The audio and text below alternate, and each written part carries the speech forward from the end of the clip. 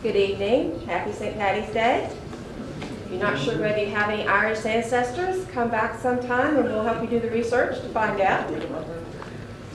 I'm Susan Sporus. I'm the librarian, substituting for Randy, who's your usual host and wasn't able to be here this evening. We have currently two more lectures scheduled.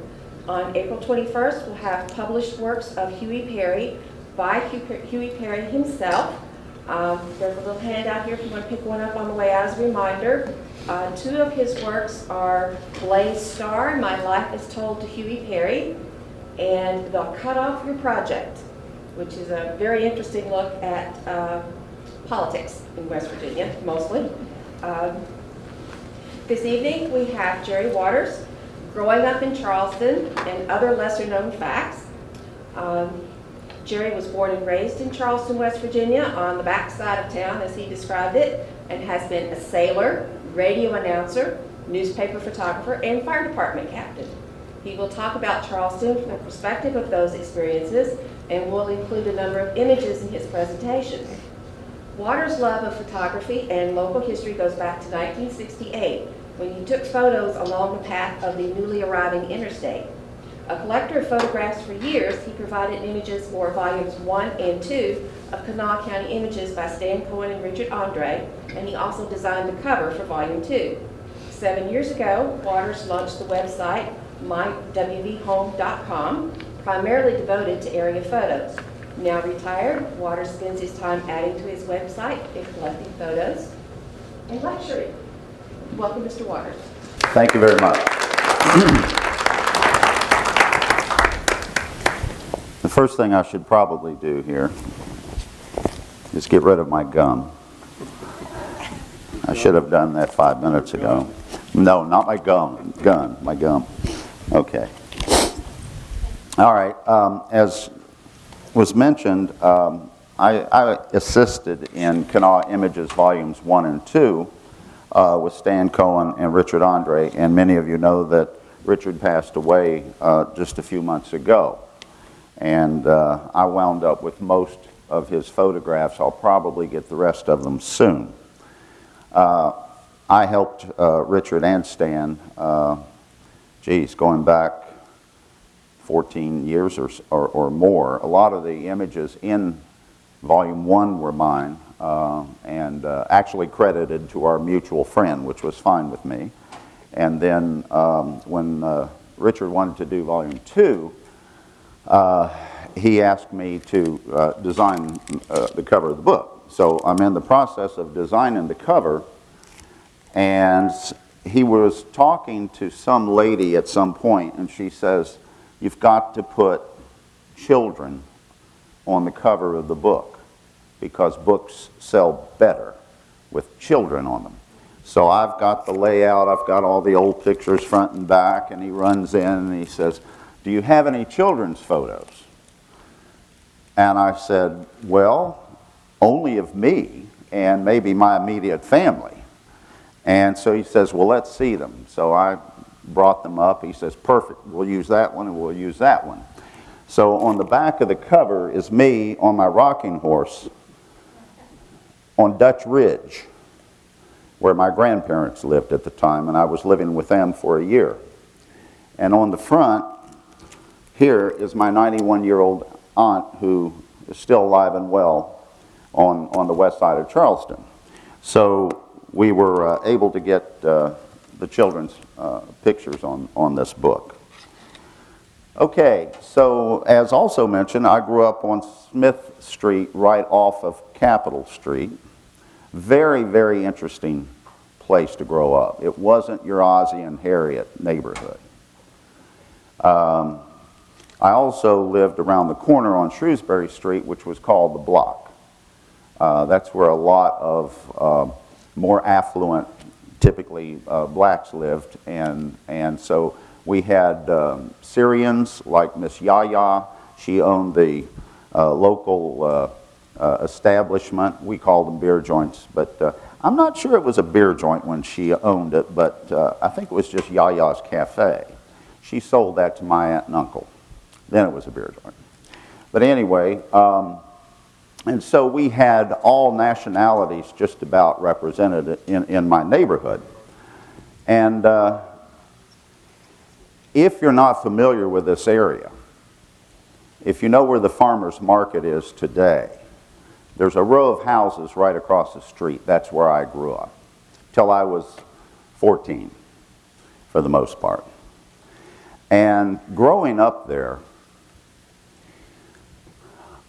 if a kid was going to get killed, it was probably going to be in that area, because directly across the street from me was 12 sets of railroad tracks. It was the big rail yard. We had Baraski's. Well, I loved Baraski's. That was our neighborhood store right on the corner, and I'll have a photo of them coming up. Baraski's killed animals, live animals, chickens, ducks, geese, rabbits, and you could just walk in the back. I walked in the back when I was 5, 6, 7 years old and watched them, you know.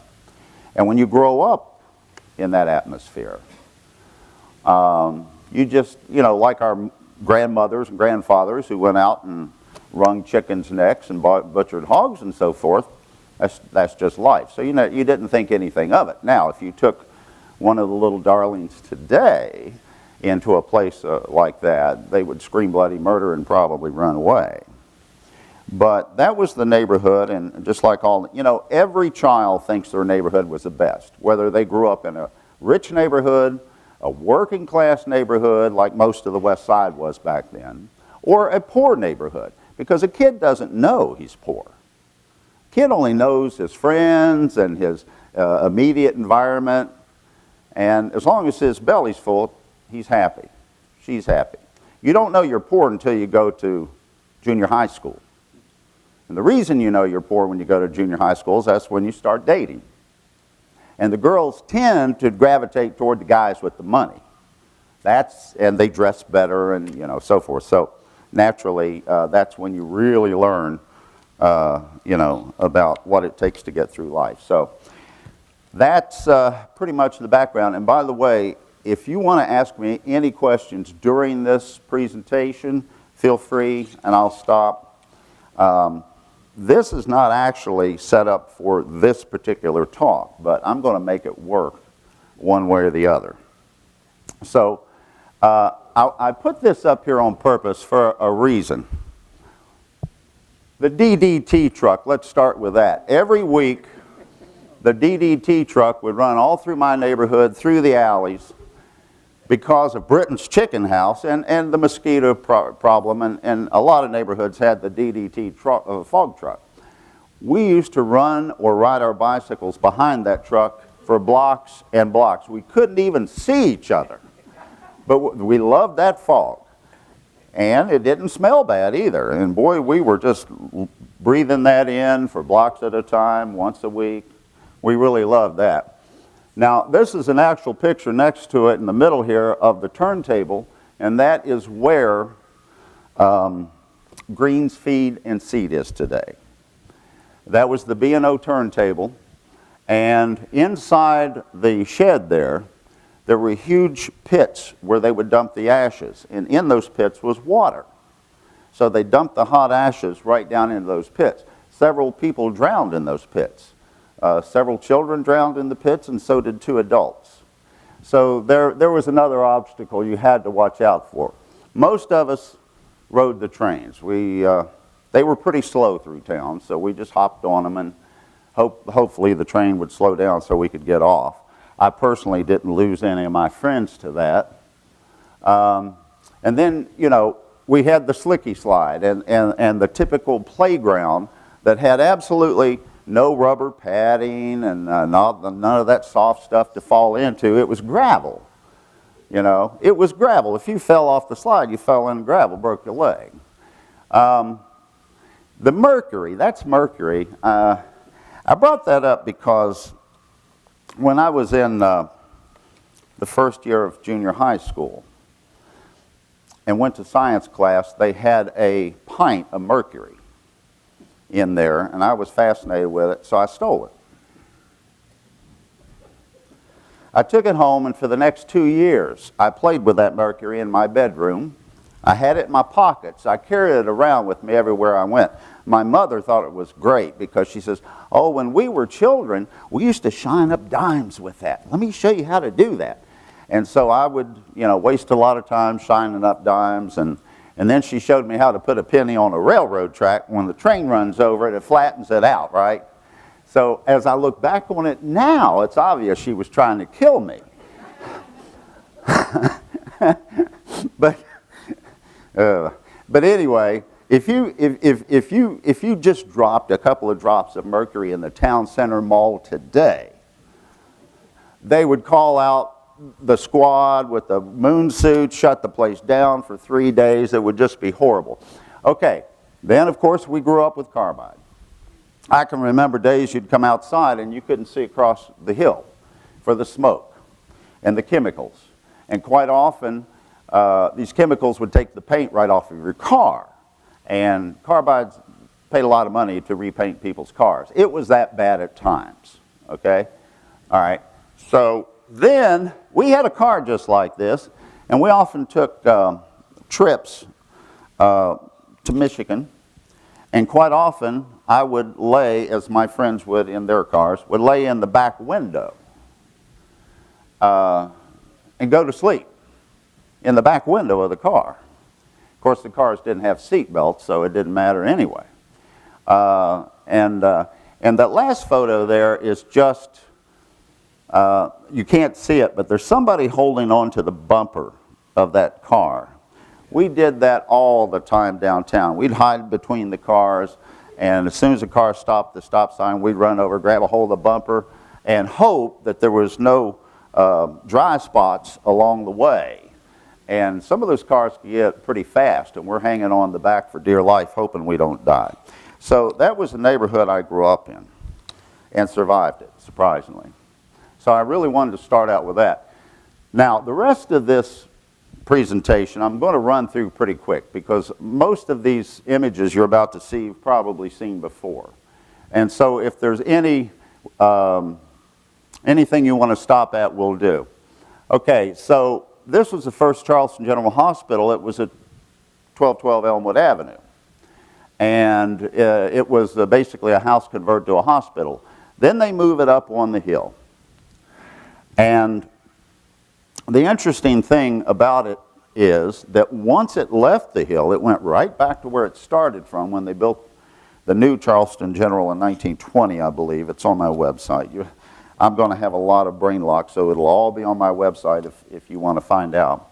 But the interesting thing about that piece of property was, and it's also on my website, it was printed in the paper, that that property was only supposed to be used for a hospital or a park.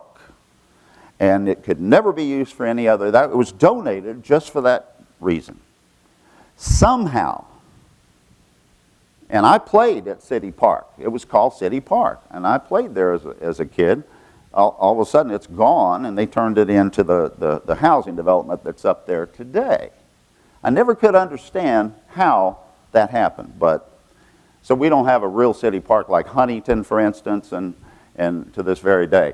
These are some of the beautiful nurses that were at that hospital back in those days, and one of them is a friend of mine's grandmother, Williams. Now, there we go, 1924, they're constructing the hospital back on Elmwood Avenue again. Notice the balconies up there, because back then they liked the open air, they open up the windows and let the fresh air into the patients and so forth.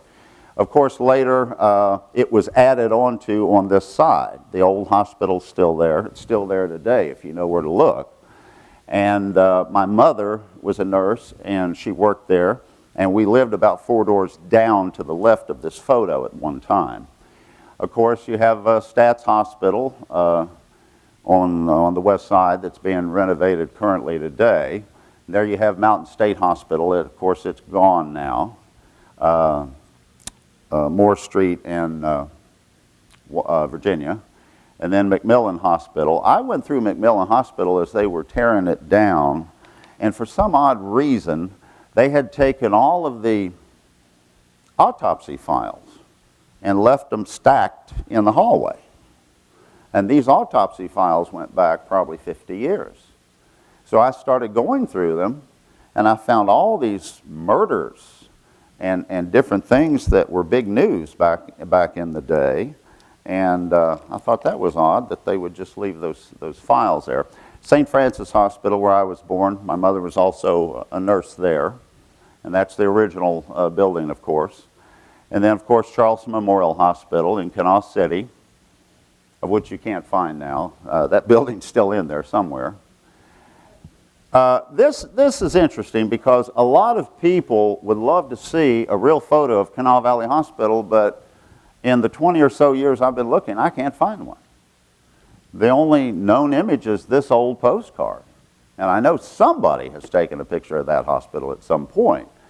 But, yeah. Okay, so this is the Boraski Memorial Hospital in Kanawha City, which later became Highland Hospital. And I believe that building's still there today. Okay, so now we're just going to move over to some schools. Of course, this was the first Charleston High School, and then became Mercer School. This is where I went to school. And there's a really interesting story on my website about this. I don't know if you've seen it or not, but I probably shouldn't repeat it here. Should I? When we were second grade, I believe, first or second grade, I think second grade. God, I shouldn't do this. One of my good friends, maybe I shouldn't drag him into it either. Anyway, his father was a gynecologist. And he found this box, and it wasn't marked, and he opened it up, looked inside. And it had tampons in them. All right. He thought that they were, now we're little, we're kids, we're in second grade. He thought they were like play dynamite. So he brings them to school and says, look what I've got. Look, we can really have some fun at recess. So he starts passing them out to all of us. So we went out on the playground, about 6 of us on one side and 6, and then we start throwing. Boom! One of them landed in front of one of the oldest teachers in the school at the time. Her eyes got about that big. She picks it up. You, come in. And then Miss Bessie Stewart was our principal. And boy, you talk, not a finer, more matronly, proper woman I have ever met in my life.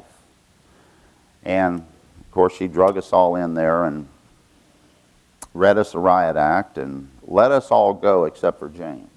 Well, James is okay. So she kept James.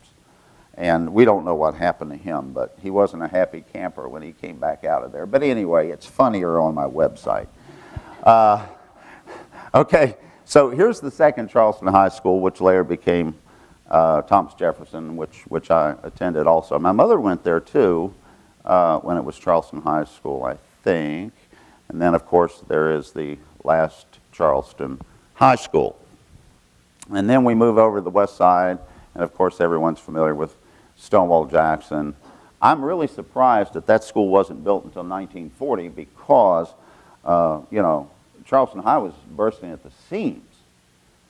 It should have been built below that.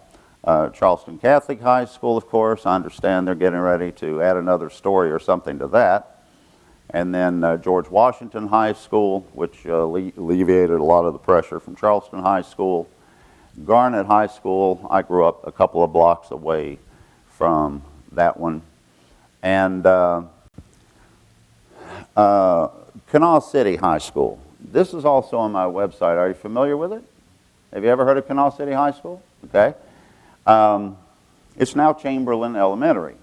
And my best friend's father graduated from this school and gave me the yearbook so that I could get the pictures out of it, which are on my website. I think it was only in operation about 3 years before they turned it. I think they first turned it into junior high and then into an elementary school. Okay, so we have Lincoln Junior High on the west side, Wilson, of course. Your father, I believe, bought that Was it your father bought that? Yeah, okay. Then we have Roosevelt, which the building, of course, is still there. Horseman. Okay, here's a few eateries. This is one of the Young Brothers establishments. They had several in town. This is where Young's Diner is today. And I love the signs on there, ladies invited, because no self-respecting woman would walk into a dining car like that back in those days. So they made sure that they could get them in. The Hotel Ulysses up there, I believe they're getting ready to tear that building down. I'm surprised it's been there all these years. Huh? Is that the art building? Yeah. Yeah. So that's it. The Holly also had a sign that said fireproof on Oh, top. that was a big deal. Yeah. Oh, yeah. Yeah. This is the picture I use for my website's main mass. This is Stewart's Root Beer, and it sat where Captain D's is on the boulevard today. And 1, 2, 3, 4, 5, the sixth person over. 1, 2, 3, 4, 5. Yeah, the sixth person over from the left is my Aunt Doris, who is on this book here. She's 16 years old, and they didn't have restrooms for the ladies, and so quite often the girls either go to the restroom or to change clothes to go swimming. I've got pictures of her changing into a bathing suit. They had to go around the corner where where barracks wound up being, around the corner to use their bathroom. Sterling Restaurant. How many knew there were 3 Sterling restaurants? Okay, so the first one was this one. No, wait a minute. This is the second one. Yeah, this is the second one. The first one was on the corner of Capitol and Washington Street. But when the Diamond expanded, then they had to move, then that's this one, which they moved behind the Diamond department store. And then the Diamond expanded again, took that property, and so the Sterling then, he built a brand new restaurant on Capitol Street, right here. Excuse me, that picture of Sterling, the one you just had behind the diamond. Right. And unfortunately, his name was Raptus, Andy Raptus. Yeah, when he was adjusting the lights on that bull, he fell off the roof and he died. And the bull, yeah. And so that was a sad situation. And if you've seen my website, you're familiar with this picture.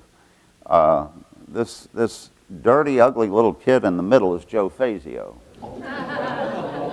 And that's his 2 brothers. And that's on Bullitt Street right in front of the restaurant. And then the dog wagon was really famous in its day. It held one of the largest parties ever known in this city, straight up on top of this hill right here.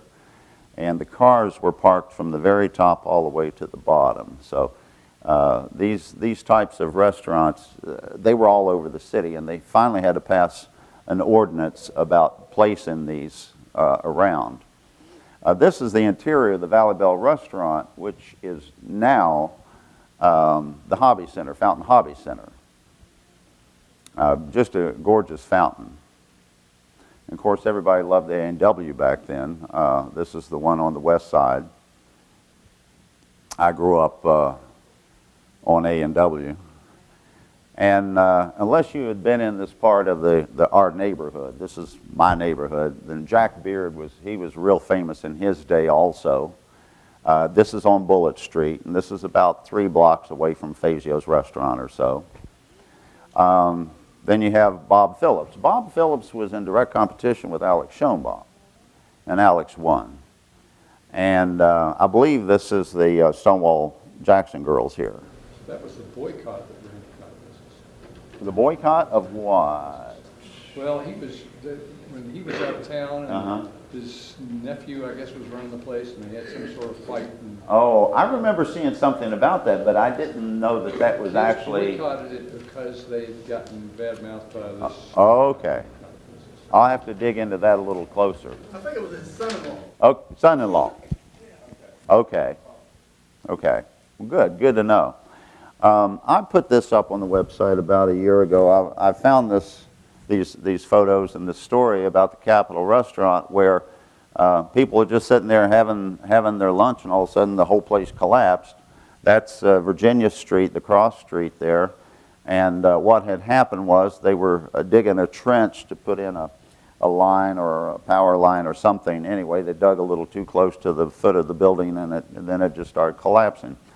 Okay, so the Empire Diner. A lot of people thought that these diners were actual railroad cars or trolley cars. They were not. They were built in New York, and they were brought in here on rail, and then they were set up. The Youngs bought one, two, three, about 6 of them. No, they bought 4 of them and moved 2 of them. And Where was that picture taken, sir? this one right here. Oh, this is on Summer Street, right at Lee Street. That was Mott's Fruit Bowl next to it. Yeah, yeah. Mutt's Fruit Bowl. Was there any zoning, or they just built a restaurant where? Well, zoning was a little more lax back then, you know. And of course, the Gold Dome Drive-In, you know, I don't want to say there was a certain class of people that went to places like this, because everybody I know went, but I'm sure there were some people that wouldn't be dare caught in the place. But anyway, at the foot of the Canal City Bridge, and the Greystone, it was a mansion, and I haven't really discovered why it was sold and turned into then a restaurant. It was turned into a supper club, and then today it's a church. We had a controversy there at one point about abortion. Do you remember? At the Greystone? In my head, I don't know if other people remember. Really? Right, you ought to be able to find that out. You know, I've researched that for days, and I could never find out any specifics. Well, Martin bought it. Right. Hey, Jerry, Yeah. was it first the Works Mansion? No. Whose house was it? Now I can't remember. I'd have to go to my website and look. It's been so long. This was the dinette that Spiro and his father, actually, Spiro Stanley, his empire of parking lots, started with on Summer Street. And where was that? Summer Street, right off of Washington Street. And of course, the Tip Top Drive-In was just about where the Charleston Moose Lodge is today. And of course, we have Shoney's here, and that was the round building on the boulevard near Patrick Street. And Leonoro's, they were directly next door to my aunt and uncle's business, well, 2 doors down, on the corner of Smith and Broad Street. And I used to hang around in there an awful lot. And I'll never forget, as long as I lived, they used to have a sandwich they were very proud of called the Dago sandwich. You probably couldn't get away with that today. But he would take, he'd have a loaf of bread about that long, Italian bread, and he'd cut it in half, and then he'd take his big meaty paw and just jam it down there and pull the bread out of the middle of it, and then he'd hold it up and he'd fill it up with sauce and 3 meatballs about that big. It was an impossible sandwich to eat, but we tried, and it was very good, because if you bit into it the wrong way, the sauce would run out all over your shoes. A lot of fun there. Painters on Virginia Street West. How far down is that? Well, you can see the funeral home in the background right there. Oh, Wilson's? No, Bartlett Burdette. Yeah, okay, all right. I didn't realize that was his first lot. No. Yeah. I had a long talk with his son. He owns the beautiful Mount Vernon Dairy Mansion near Point Pleasant. And he's the one that gave me several pictures. Okay, so here we go. The Diamond Department Store, the very first building of the Diamond. To the right would later be the Kanawha Valley Bank, and to the left it would expand as it became very popular. And A.W. Cox was vice president, and Geary was the president. What's Geary's first name? I know it like my own. And I'm gonna have, okay. They were both from Roane County, which I thought was interesting. One was from near Amma. Geary was from near Amma. Cox was near, up around toward Speed. And anyway, they opened their first stores in Clendenin and became successful, and then came to Charleston, and the rest is history. The Diamond always had the most beautiful windows in the state, probably. I have about 10 of these photos, different outfits, children's, and so forth, on my website that were taken at night by professional photographers, and they're just absolutely gorgeous. Now, the funny thing about the Diamond is everybody loved it, everybody shopped there, but there's no pictures of it. This is the only picture I have, and I've been looking for years for a picture of the Diamond during its heyday. And it's sad, it's funny, the things that you just take for granted, no one takes a picture of for some reason. The People's Store, does anyone know what that turned into? Or how many people don't know what it turned into? All right, it became Stone and Thomas. Now, right here is McCrory's Five and Dime.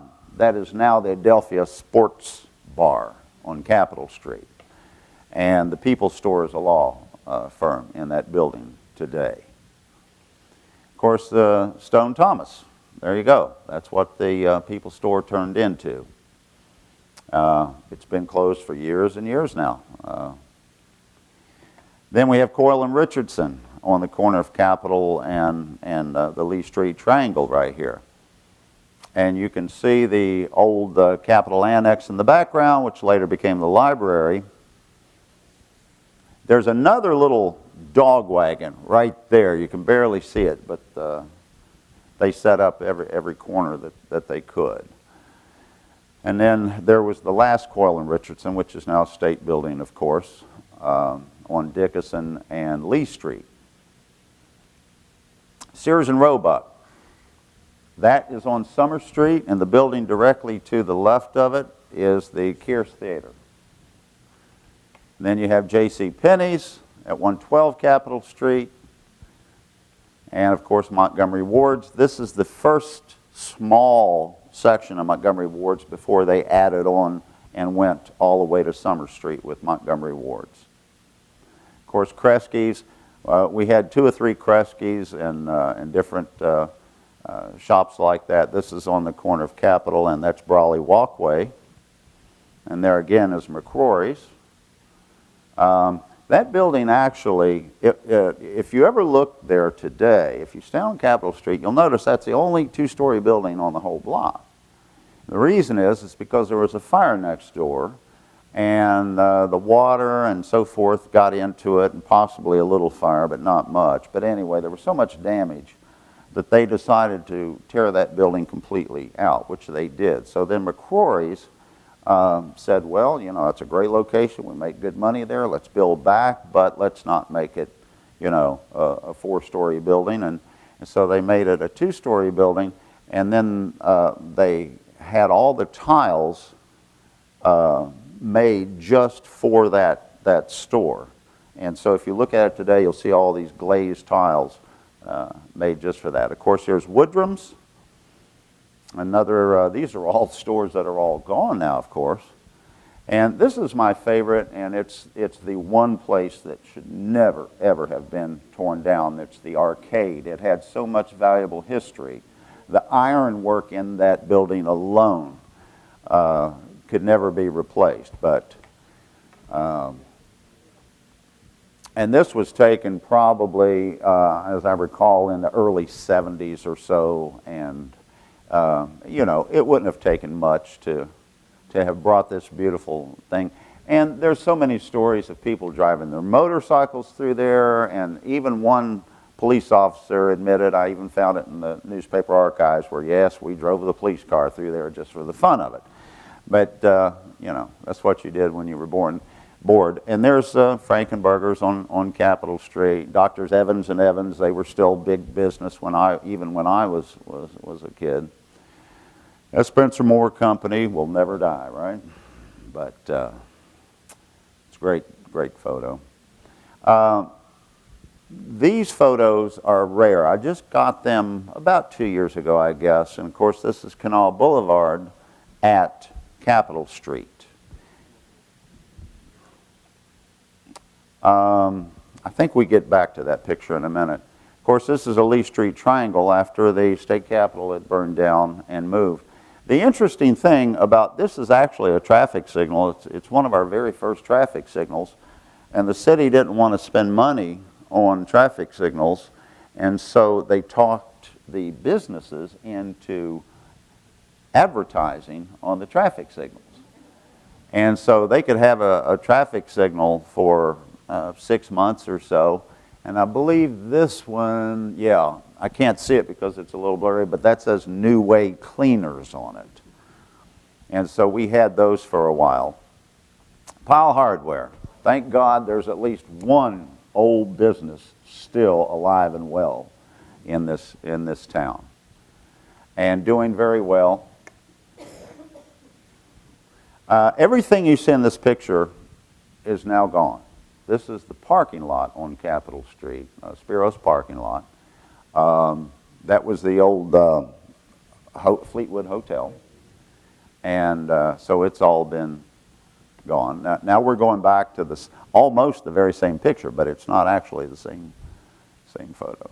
Okay, this is taken a block away from that picture, and you can see you had buildings and businesses on both sides of Canal Boulevard. The buildings on the right, and I know you've probably seen pictures taken from across the river with the old porches and all the trash and stuff they would throw off the back of those buildings and just throw it on the riverbank or throw it in the water and hope the river would come up and wash it all away. Okay. Here's a photo. I want to go in just a little detail. I'll have to come up. Too bad I didn't bring a pointer. Right over here is Joe Fazio's. So if you know where Joe Fazio's is, then you know where we're looking at, Bullitt Street. And you have Young Street.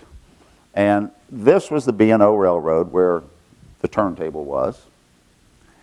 Right out of view on the right side was the New York Central Railroad. And so basically this whole neighborhood is surrounded on two sides by railroads. Back in the day when they used belching black smoke steam engines. So even though this is a black and white photo, those houses really are black from all of the smoke from all of those steam engines. And this house right here is where my family, my grandmother and my mother and my aunt lived when they were 14, 15 years old. Now, honestly, you talk about a tough way to grow up. They grew up with the Fazios. They ran around together a little bit, and everybody was in the same boat, You didn't have much, but you made do with what you had, right? And so all of that, needless to say, is gone. And most every neighborhood that looked anything like that is gone. But I would have loved to have just lived there a week in 1935 just to see exactly what it was like. Yes? Where might that picture been taken from? Well, my guess is the Capitol Hill, because that's about the only height you can get in that area. Now, I will have to mention Old Lady Lewis. She is on my website, and I won't go into it a great deal, but she lived right over in here. Let's see, right around the corner. Anyway, she was my my grandfather's mother. Thank God I was adopted. Anyway, Old Lady Lewis was known far and wide. She was the biggest bootlegger in Charleston. And bootlegging wasn't a dirty word back then, because once Prohibition was passed, nobody wanted to abide by that crazy law. Now, I'm not a drinker, but I still think that was dumb to even try Prohibition. I mean, look how many people were murdered over that one. Almost like drugs are today. But I mean, everybody was a bootlegger back then. Everybody's father, grandfather, brother, somebody was a bootlegger. If they weren't making it, they were getting it and selling it. And I always thought it was funny, right up until the state stores closed. My uncle was a bootlegger. He was the kind of guy that would go to the state store, you know, and buy a bunch and just wait for Sunday to roll around. Because for some reason, the guys that were drinking a lot wouldn't buy enough on Saturday to get them through Sunday. So then they had to find a bootlegger. And anyway, she paid off judges and police officers and just, you know, and made a lot of money that way. You couldn't tell it by the way she lived, but she did all right. But she was pretty notorious in her day. What's the industrial building? The big one? The bit to the left. The white shed White. building. Oh, I'm not even sure what that is without going. Now, I know the other's Canal Brewery, the big building. But I'm not even sure what that low slung building is. Okay, so here's where I bought my first cigar when I was 5. I lived just behind Baraski's. And, you know, the Baraski's, Jack and all of them, they knew my family. And I'll never forget, I walked in one day when I was 5 years old, and I asked for a Swisher Sweets. Or I pointed toward it or something. I've never smoked in my life, and they sold it to me, assuming that I was taking it home to an adult. And so I took that Swisher Sweet home, and I went in the bathroom, and I lit that thing up, and the smoke started going under the door. And my mom smelled it, of course. Swisher Sweet's pretty powerful, and she started pounding on the door, and I couldn't get that cigar out fast. I'm 5 years old. What is she going to do to me, right? So don't ever do it again. But that's where I learned quite a bit about life, just watching. And you know, there were several restaurants back then in the 30s and 40s and possibly into the 50s where you could take your own kill and they would fix it for you. If you shot a pheasant, or some would even, if you took a mess of frogs in there, they'd fix frog legs for you. There were several restaurants that would do that. This Ivor Boretzky's family. Mm-hmm. I believe so. I believe that they're, you know. I love this picture. Yeah, go ahead. Where would Pops, Directly next door to the right. That was their last location, I believe, before they went out of business. Pops, yeah. Great picture of C&P Telephone Company. I had more response on this photo than just about anything. This was a black and white photo that I colored, it, you know, I always wonder what the girls back here were doing, and I believe she told me that one said it was information. Then they moved information upstairs. Any operators in here, former operators? But at C&P? That's the relief crew. Oh, is it the relief crew? At the small desks? Well, they're probably doing other things, but some of them that are just standing around or waiting. Oh, yeah, yeah. Either a relief crew or one of them's probably a supervisor. Yeah, yeah. But it's on my Facebook page. One of the operators from this era told us all of the rules and regulations these women had to abide by just to have a job there. And it was really unbelievable. Okay, when I was a kid, I saw this all the time on the Elk River. There was only maybe 5 left. There used to be probably 50, and the houseboats ran from the courthouse, actually parked right in front of the courthouse on the Kanawha River, went all the way down Kanawha, turned the corner up the Elk River up to Poffin Smith. And lots of kids went to through school, mostly, if they came off the river. And again, I never grew up with these children to the point that we could discuss our backgrounds and, well, what did you think about living on a river in a 2-room boat like that? And of course, the enclosed area right there is the bathroom, and there's a hole there. It just drops down into the water. Okay, this is at the end of the South Side Bridge, before it was opened up all the way. What store was that? That was, it's on my website. I just got this picture here about 2 months ago.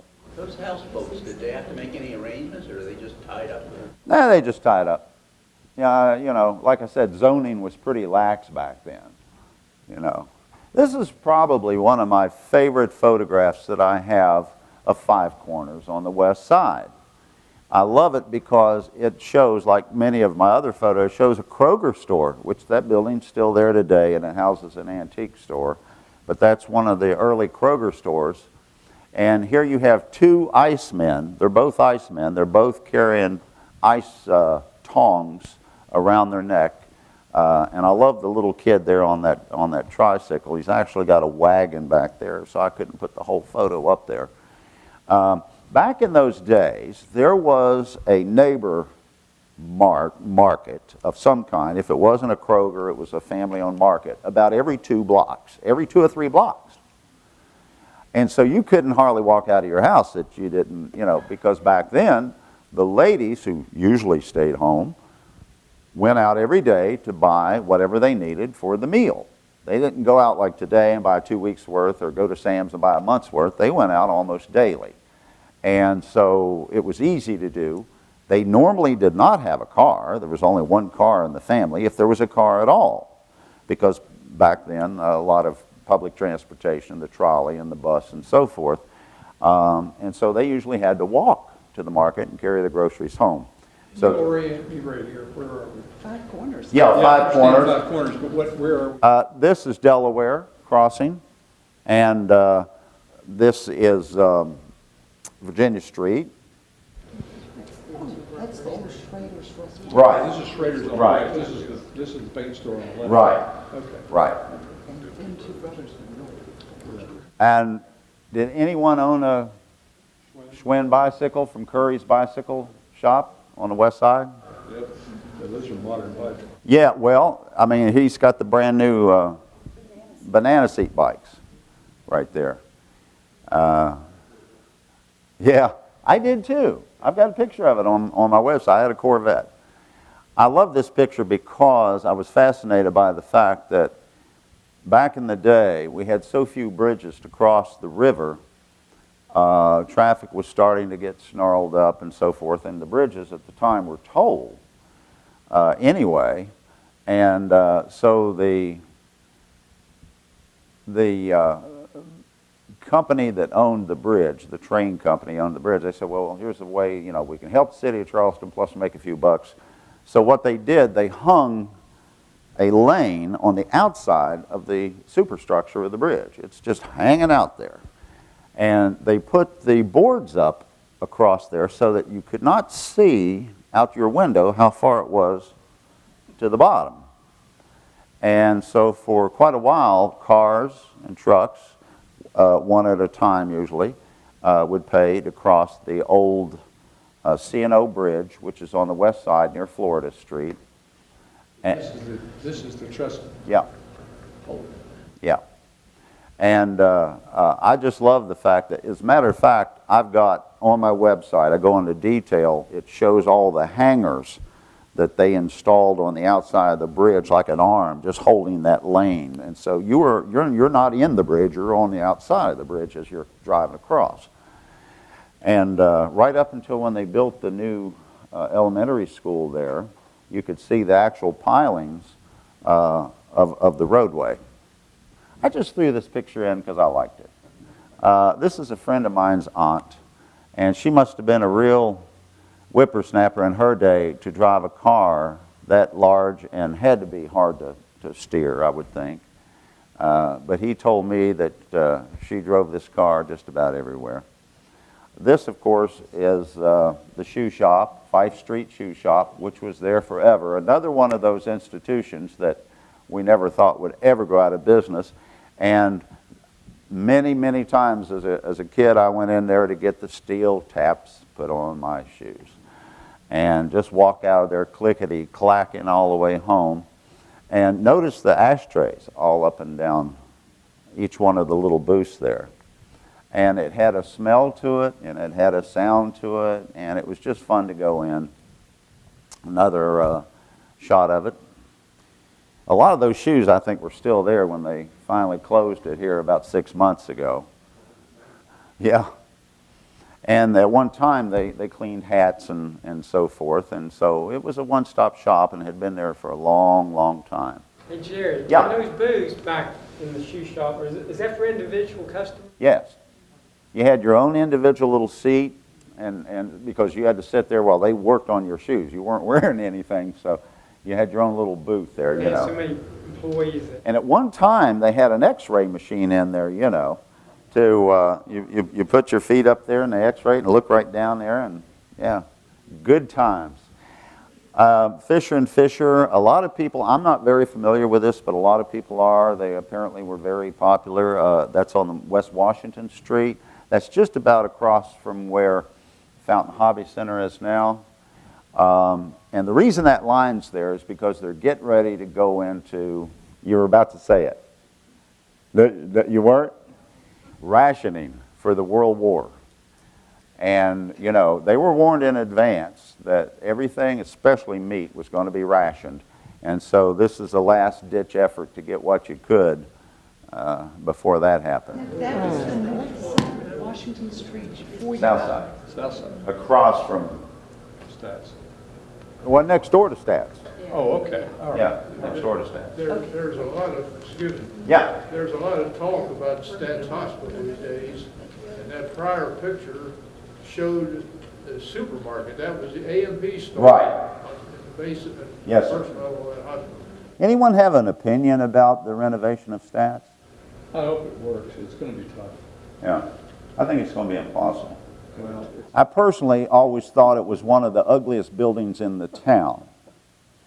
And it's funny, we tear down the beautiful buildings like the Kanawha Michigan Well, then later the New York Central train station at the end of Broad Street. There was a matching house to that a block away. Matching house to that. Of course, it was torn down. And just about everything that, you know, was really, really worth saving, we've destroyed. But some of these things, like in my personal opinion, Stats, should never have been built to start with. There's nothing aesthetic about that place. But that's their business. It's not my money going into it. So, yeah, it is. well, yeah, it may be a little bit, right? Okay. So I rode the bus twice in my life. And one of the times was to ride it out of here in 1967 to join the Merchant Marine. And I swore I'd never ride another bus as long as I lived. I'll tell you an interesting story, though, about that. It's on my website. I don't know why I'm telling you. Most of you already know all these stories. But when I came back from, we had gone to Vietnam, and I came back, and we got off in Wilmington, North Carolina. And I had told my family that I had already called and made arrangements to get on an airplane to fly back from Wilmington. So I called them, but I didn't purchase the ticket. You couldn't do it over the phone back then without a credit card or anything. I wonder why. And I told them when I was coming, I'll be in tomorrow morning, about 9:30 on flight such and such. And so I got off at an ammo depot, and so it was a long walk to the main road. And it was one of those main roads that looks like an Alfred Hitchcock movie down North Carolina, where you look that way and there's nothing, you look that way, there's nothing. But there is this little building way down there, a little tiny nondescript diner of some kind. And someone had told me, well, you know, that you can catch a bus there to go to the airport. And the airport was about an hour away or more. So I go and walk up to this little bus depot out in the middle, no other buildings anywhere. And it just so happened there was a bus in front of that building that said Charleston, West Virginia on it. And I swore I'd never ride another bus. So I got to thinking, my wheels started turning. Let's see now. It'll be an hour or more to get to the airport. Then I've got to spend the night there because the flight doesn't take off till the next morning. So it means I've got to either sleep in the airport or stay awake. And the driver of the bus was coming out of the bathroom. And I said, are you leaving right now? He says, yes, sir. I said, hold on a minute. I said, give me a ticket. And I asked the guy, I said, how long will it take getting to Charleston? He said, about whatever time, about 8, 9, 10 hours. It was a long time back then because you stopped everywhere, right? So it was going to arrive about the same time the airplane was going to arrive. And I thought, what the heck? I'll spend the night on the bus. I'll sleep. Don't worry about it. So I did. Got a ticket, got on the bus, come in, got out right there, and started walking to Smith Street, to our business on Broad Street. And I walk in, and the place is closed. It's not closed, it's just the lights are off. There's nobody in the place, and I hear all this crying in the back office. About 4 or 5 people just bawling their eyes out. So I walk in, and I said, hey, what's going on? And they thought they'd seen a ghost because that was the morning the Piedmont Airlines had crashed at the airport that I was supposed to be on. And they thought I was dead. So you can imagine what they thought when I walked in. And I've got all that on my website along with the information and the tickets and everything. So I just had to throw that in there. Well, you know, you just never know how many times you came close to dying and would never know it in a million years. You just never know. But those few times that you really do know how close you came, you really reflect on that, don't you? You know. And, okay, so again, here's another gratuitous photo of Jean Carson. And this is on the website. Of course, she played one of those fun girls on Andy Griffith's Charleston High girl. And there's more information about her on my website now. Of course, this is Lee Street, and you have the WCHS Auditorium, which later became the Middleburg Auditorium. When I was a child, it was a roller skating rink. But they had all the big bands there, and just anything that was popular appeared in that building. Of course, Coyle and Richardson, it's been built. Young's have already moved their 2 diners. These 2 diners on the left side were the ones you saw way back when they were over on Courier Street. But they decided to build a brick building, so they moved those 2 cars over to here. And that's where they were until just recently. I love this picture simply because if you can see it really close, they've got deer hanging up on both sides here. They've got ducks and pheasants and just about every kind of animal you can think of just hanging up like that. No refrigeration needed. And if you go to Europe, you'll see much of that also. My favorite milk in the whole world, right there. We had friends that worked for Valley Bell. I was enamored with the mansion that I mentioned earlier. That is an exact duplicate, by the way, of Mount Vernon. They did everything with class. The Mount Vernon Dairy did. There was no industrial look to the place. And so, too bad they went out of business. Now we have Patrick Street Market. This is when capitalism really worked, and you rented out a little stall somewhere. In this case, it was always Patrick Street, and you sold your own vegetables off your own farm, or you went and bought them in Florida and brought them up or whatever. But it was, and that's the Patrick Street Bridge way in the background there. This is looking in the opposite direction. And you have your typical beer joints. There's the Hillbillies Haven, and just, you know, so many of these places that people like myself grew up in, that it was really a wild ride and a great experience. I hate boring people, and some of the people that attended these beer joints were really exciting. Anyway, so here we are on Courier Street. There's the old Rialto Theater, and the street has not, Dixon Street has not gone through yet. So this is the other side. There's Schwabe May right there, and let's see what else. Okay, has anyone seen this picture on my website? Do you recognize it? That is Rock Lake Pool. Before it was Rock Lake Pool. When it was still owned by the railroad, the C&O Railroad, and they quarried it for the ballast for the railroad, and then for a number of years it just kind of filled full of water, and I'm sure a bunch of neighborhood kids swam in it, and the next thing you know, history is made by turning it into Rock Lake Pool. There it is. Again, one of the most beautiful pools probably on the entire East Coast at that time. It was just fascinating. And of course I love the trapeze. Anyone go off the trapeze? It was interesting because the trapeze, the bars and the chains must have weighed 40 pounds. And you threw a rope out and it had a piece of tire on it, and you pull that heavy chain and bar back, and the little kids could not do that. And so us bigger kids would pull it back, and we'd actually have to hold the bar for them, because if we let go, the kid's gone. You know, it was just that simple.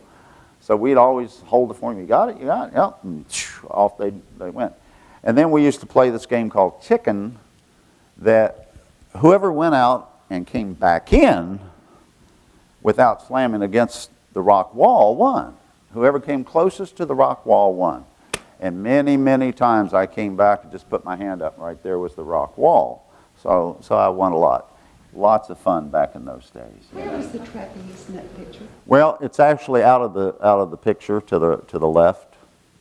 And as a matter of fact, so I'm not even sure the slide was in place at this time, but I'll never know because it's out. I'm sure everybody's familiar with the house up on top of Capitol Hill, the Savage House. It's being remodeled as we speak, and they're hoping to turn it into a bed and breakfast, which would be a wonderful location for a bed and breakfast. And there we have the Kearse Theater when it was new. Notice that there's nothing to the left or right of it. The most expensive building on Capitol Street. The tops of this and the marquee, there's two faces, one here, and they're up in South Hills in a couple of people's yards, and they use them for decorations. I'm glad they were saved anyway. And of course the Strand that closed, what, 5, 6, 7 years ago on Hale Street. The Trail Drive-In. Lord, what fun. At one point we had probably 10 drive-ins. And as far as I know, there's not one left in the valley anywhere. Is this the one out on 92?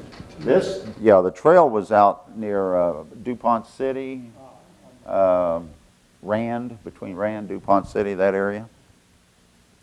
This is just the Texaco station on Cantley Road. Cantley. In the quarry. Yeah, yeah, exactly. And this is when, even up to this point, they probably gave you a set of dishes and checked your oil and your tires and everything else and patted you on the back, all for 40 cents a gallon. Yeah, I mean, that's me. I was one of the founders of Bridge Day, but I didn't know I was going to be at the time of this photo. Right. I was just out to take pictures, and, you know, for the news. I wasn't doing it for the newspaper, but I knew if I took the pictures, the newspaper would print them. And so I had an Icon camera and about a 15-second timer. So you set the timer, and then you go running down, and then you turn around and walk back slowly and hope you get the picture. Well, that's how I got that picture. And there I am looking straight down at my feet. Notice there is nothing to the left of that beam to catch me if I should fall off, but obviously I didn't. And there I am, get ready to jump off. This is not bridge day. You notice my car, my Volkswagen thing's just parked there, and cars are going by, and I'm just jumping off. Anyway, that is pretty much all the photos.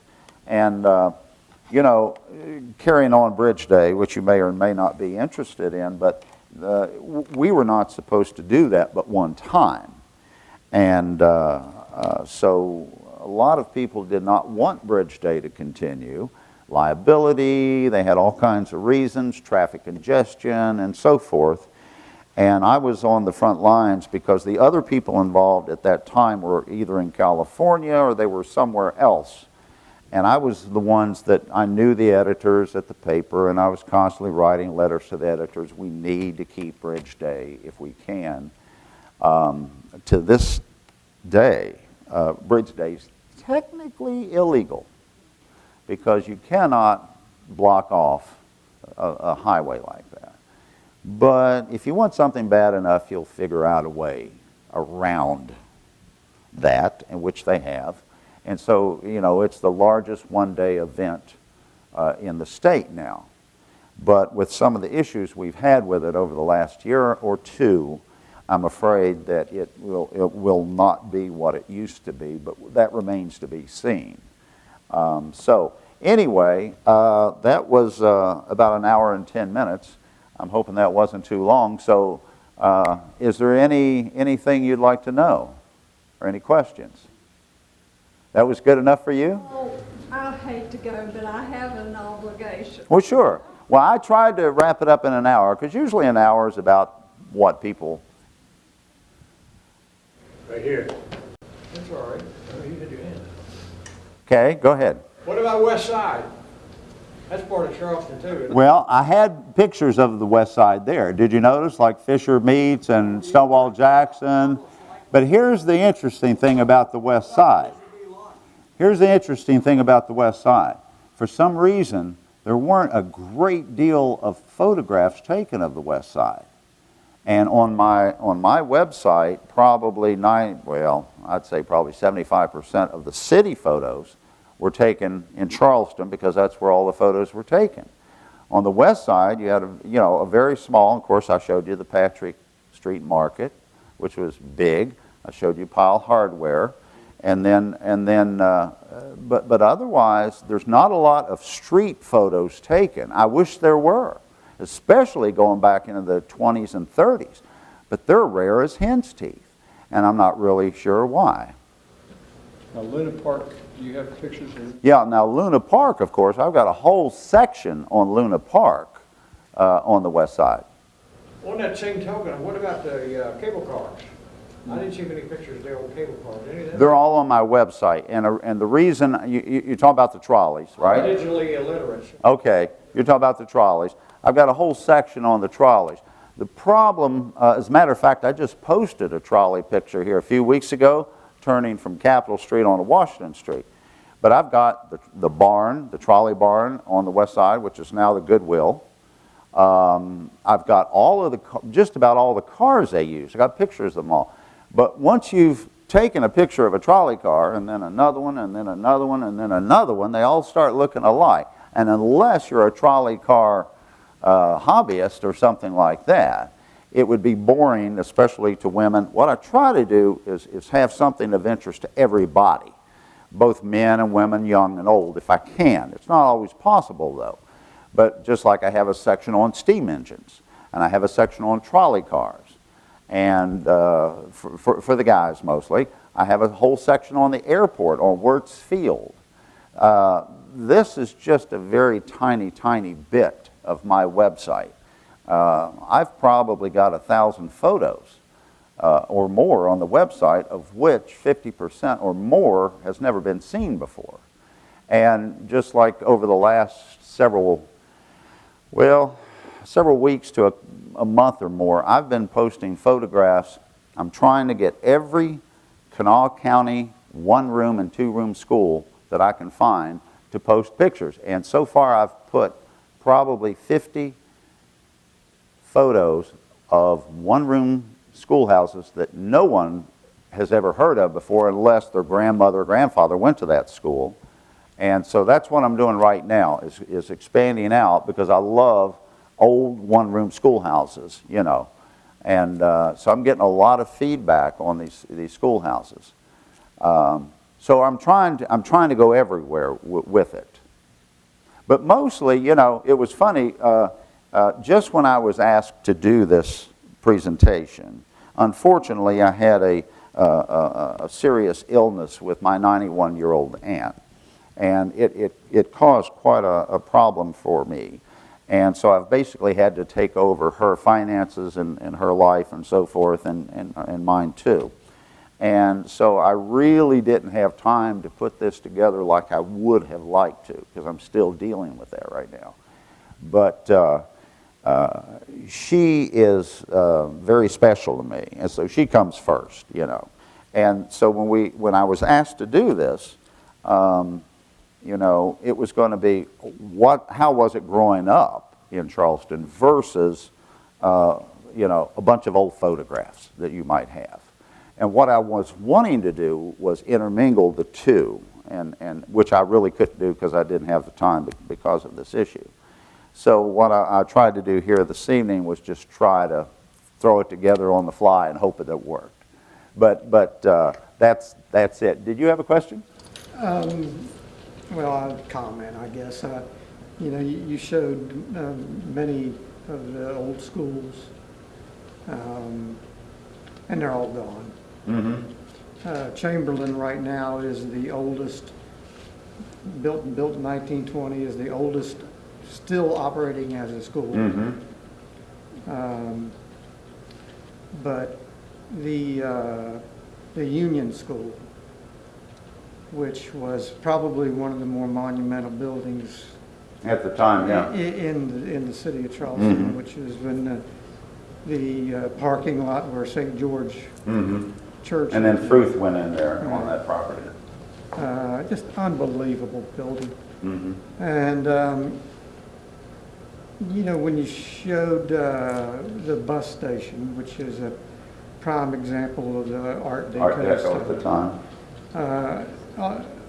Everyone in my family worked at Libby Owens Ford cutting glass. Mm-hmm. And there was an administration office building there, a small building. It was 2-story, and it was completely sheathed in that vitrolite mm-hmm. glass. Mm-hmm. And if it was still standing, it would be one of the most remarkable Art Deco gems for miles and miles mm-hmm. around. Well, you notice they took the vitrolito off of the Stone and Thomas building, and every place that they could, they just removed it. And the other thing is, the Owens, Illinois bottle plant, which was across the street. Mm-hmm. My mom worked there. Just really, at the time that it was construction, it was kind of an engineering marvel. Right. I mean, the span was just amazing, mm-hmm. you know? And 1,500 feet long, and so I watched for months on end. Heavy equipment operators, which are probably making really good money. I don't know how much money they spent demolishing that building, that big open shell of a building, mm-hmm. and they built Lowe's. Mm-hmm. Now, yeah. So was your family involved with the glass making all that time? Yes. Okay.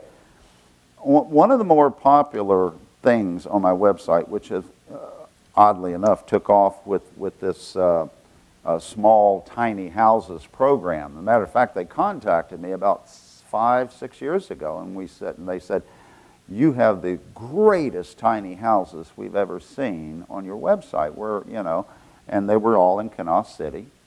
And I believe some of these houses, most of them are 10 feet wide. and the lots are 25 feet wide, I believe. And so they asked permission to use some of those photographs on their TV show back then, which they did. And now, you know, that's taken off like crazy. Everybody wants to live in a tiny house for some reason, which is fine with me. I like little houses. But I thought that was always interesting. The history of Canal City is outright fascinating. And there's another place that we had a park, you know. We owned, or the city of Charleston at one time, owned all of South Park, and that was a city park. And it was a city park from the mouth of South Park. Does everyone know where South Park is in Canal City? South Park Road? South Park Road. Mission Hollow, I guess, is what to call it, too. But it was a city park from the mouth all the way to the top of the hill on both sides and all the way to the top of the hill in the back. Is that where the beach was? That was in the front, yeah. But it didn't go that far. It stopped right there at the mouth, at the railroad track. But anyway, that was given to the city for a city park. And for a number of years, it was used for that, but it wasn't well developed. They had some tables out and a few things. But the plan was to turn it into a really nice place where you could get away out of the city and go up the hollow and cool off. And but back in the day, the city decided that they did not want to put the money into it that would take to improve it, you know, run the roads up, put the picnic tables and whatever it needed. So they just turned it down, and then it wound up mostly being owned by the Union Mission. But there was another classic case where we lost another city park. Yeah? You haven't run across any Corey Sweet Shop? I've been looking for Corey Sweet Shop photos for a long time. Now, I have a long distance shot. You know, you can tell it's Corey's. And I used to eat there all the time. We live right behind there. You know, he was a great guy. And we used to have a lot of fun in there. But no, I'm still looking for Corey Sweet Shop photos too. Okay. Oh, are you? Wow, okay. Yeah, I used to love that place. And he was a lot of fun, especially for his age, because normally guys, you know, that are upper middle age don't get along with us bratty teenage types, you know, but he liked us all. Yes, sir. Do you have a picture? It's in Canal City before Hacks and where Drug Emporium is now. Was it the Charleston Catholic High School? St. Agnes. Or was that St. Agnes. St. Agnes. St. Okay. Agnes. So you're saying that St. Agnes was there? Where the Hex store was. Yeah. That was St. Agnes? St. Agnes was there, yes. I thought it was high school. It was They not they that had building. school. They went up to the No, grass not that building, but on that property. on that property. Yeah, they tore it all out. And then they built Hex and now Drug Emporium. Right. No, I wasn't aware of that. I'm surprised I haven't come across that in the archives, because I usually spend 5 hours a day on the archives, and sometimes I'll look for something specific, and then naturally it carries you away into something else. And I find all my best information that way by accident. Basement and 2 floors. I know they had some nice gymnasiums because we used to shoot basketball there. Oh, really? Yeah. Well, they're not. Are they affiliated with the Sacred Heart? They're not, are they? No, I think they went to the 8th grade there at St. Agnes. Okay, but I mean, And it's then safe. they went to Sacred Heart or to. Okay, all right. Because I had a meeting, well, a fun meeting with Father Sadie just the other day, and he's a blast, you know. And he should have been mayor of Charleston. Well, that's what I'm saying. If Father Sadie was mayor of Charleston, he was. We would have all kinds of stuff. Okay. Anything else? Yes, sir. What's 2 questions? What's the address of your website? And Okay, it's right here. I'm leaving these cards here for you as you walk out. You can pick one up. It's mywestvirginiahome.com. I can remember that. And once we get there, how can we get to that picture of Joe Pagdale as a young child? Okay. The way I've got the website set up, I've got a very simple website. It's as simple as you get. It's not one of these complicated websites, and I purposely made it that way because I'm hoping to find someone to turn this over to. I'm 65, and I need to find someone that can take this over and continue. I don't want it to die off with me. I'm still riding motorcycles and things. Who knows what tomorrow will bring. But so I made it as simple as possible, so you don't have to worry about looking around.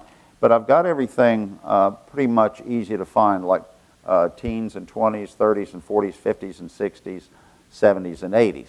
So they're categorized in the era. The Fazio is probably in the 20s, 30s, 40s section. He's 93 and he was a baby then. But you'll be able to, huh? He's 93 now. Right. But see, sometimes it depends. Like the photo you saw was, taken a long, long time ago. And so do I put it in the 20s when he was little like that, or do I put it in the 50s, late 50s when he actually started the restaurant, and it got big. So I've kind of had to work it that way, but it's easy to find. All the pictures on there are easy to find. I know I've left a lot out about, growing up in my neighborhood and all the people there, and I've tried to keep this fairly light because when you grow up in an industrial neighborhood like that, you can run into all kinds of things that you learn at an early age that maybe sometimes you shouldn't learn until you're older, but it didn't bother me any. I mean, honestly, I had a newspaper route that I took it just so that I could get out of the house at 3 o'clock in the morning. I had convinced my mother that, and this was only one day a week because I carried the mail, but the Sunday paper, it came out around 3 o'clock or so, and I told her, I got to get out there. There's just no way. I've got to get out there. And I didn't have to, but I convinced her of it. And so when you were walking up Summer Street, Egan Street, Fry's Alley, and the back part of that area at 3 o'clock in the morning, it wasn't unusual to find somebody dead in a doorway, where an alcoholic had drunk themselves to death, or could have been a murder, could anything. I'm not saying I found this every week, but at least once every couple of months. I mean, it's just part of life, and you just kept going. As a kid, you're not getting involved with that, right? But so it was a learning experience, and I think those of us that grew up in that atmosphere, if we survived it, were much more on the ball than a kid that grew up in the Ozzie and Harriet style life, which I've got nothing against, mind you. I'm just saying, we did pretty well. I have to say, what I remember was it was such a melting pot neighborhood, and how well everyone got along. And how well all the children got along. Mm-hmm. And one of my favorite stories that I tell, none of us had money, but everybody, when we were going swimming at Rock Lake, everybody went. And we would all pool our money. And if somebody didn't have money for the bus fare down there, we would put all the money together.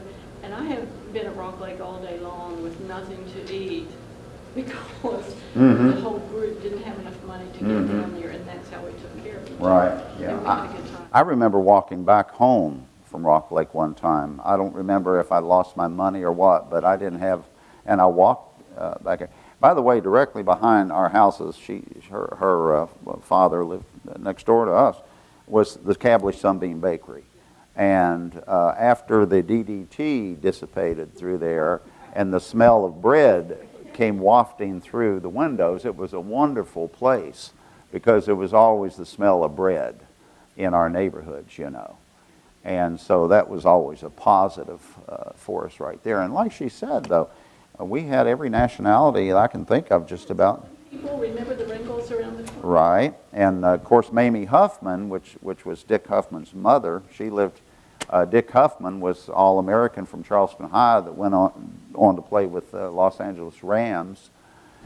And he was one of the first football players to buck the system of money and so forth, and got a lawyer and got out of that and went to the Canadian Football League, where he made a lot more money. They weren't paying back then football players any money. But Dick Huffman wound up retiring and purchasing a big piece of property up in Pocahontas County, turned to a hunting camp, and his mother, unfortunately, on the way to the hunting camp, again, one of them things that just happens, a door opens on a car and she fell out. And his aunt was a furrier at the diamond she Yeah. made and sewed furs for some of the most affluent people in Charleston. Yeah. So anything else? Okay, well, thank you very much. I hope I didn't disappoint you.